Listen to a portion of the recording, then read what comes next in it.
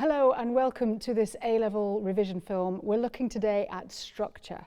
So binary form is one of the simplest structures. It's just two different sections, A and B. So we're going to take a tune that we all know, Twinkle Twinkle Little Star. And I'm going to say that the A section is this.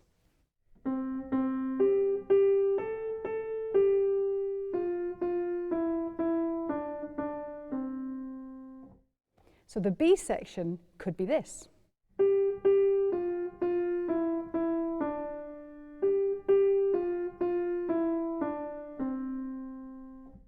So I had to change the tune a bit to make sure we ended on the tonic, but that's a binary form version of Twinkle Twinkle Little Star. Rounded binary is where you take a bit of the A section and put it on the end just to finish things off. So here's a rounded binary version of Twinkle Twinkle Little Star.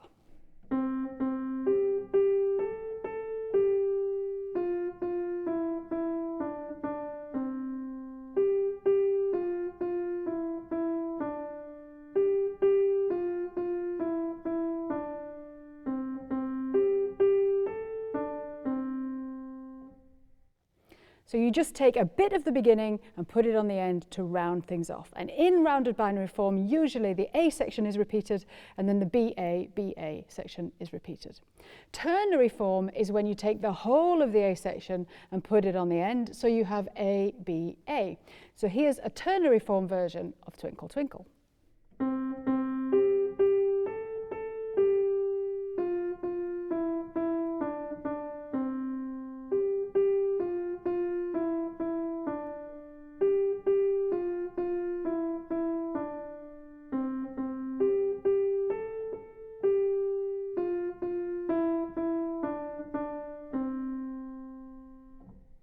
So obviously I'm being a bit simplistic here, but the facts are the same. Binary is AB, rounded binary is AB and a little bit of A put on the end, and ternary form is A, B and a full repeat of the A section. And in ternary form, usually the A and the B sections have a greater contrast than they do in binary form. Sonata form is like a complicated ternary form. So you still have an A, B, A shape, but the A section is called the exposition, then you have the development and the recapitulation. Clara Schumann's trio is in sonata form. In the exposition section, there should be two ideas known as the first and second subject. Here's Clara's first subject idea.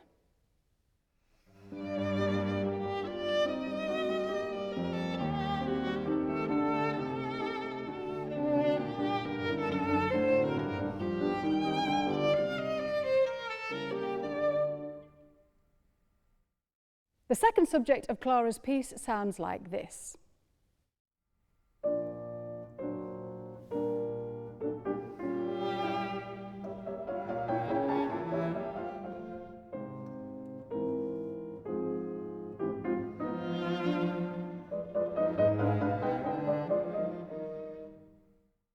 The first subject is in the home key and the second subject is in a related key. Here it's the relative major.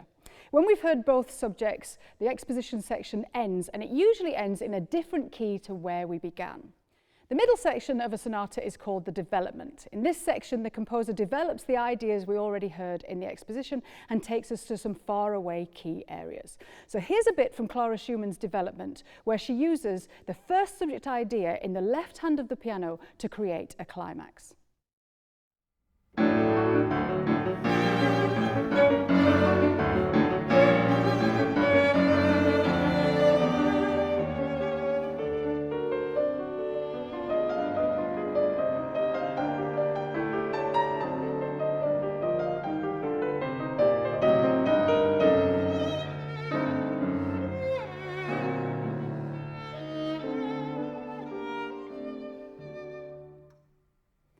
You can hear that the music wants to return to the beginning there, and that's exactly what happens next. We have the recapitulation section, which is a return to the ideas we heard in the exposition.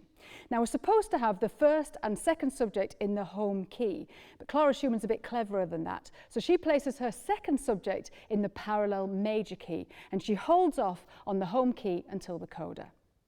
So sonata form is exactly the same as ternary form, but more complex. We now have an exposition, a development, and a recapitulation.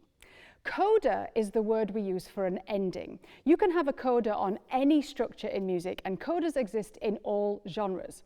In classical music, the coda is usually the place where we're in the home key and the composer is showing off that they've reached the home key at last.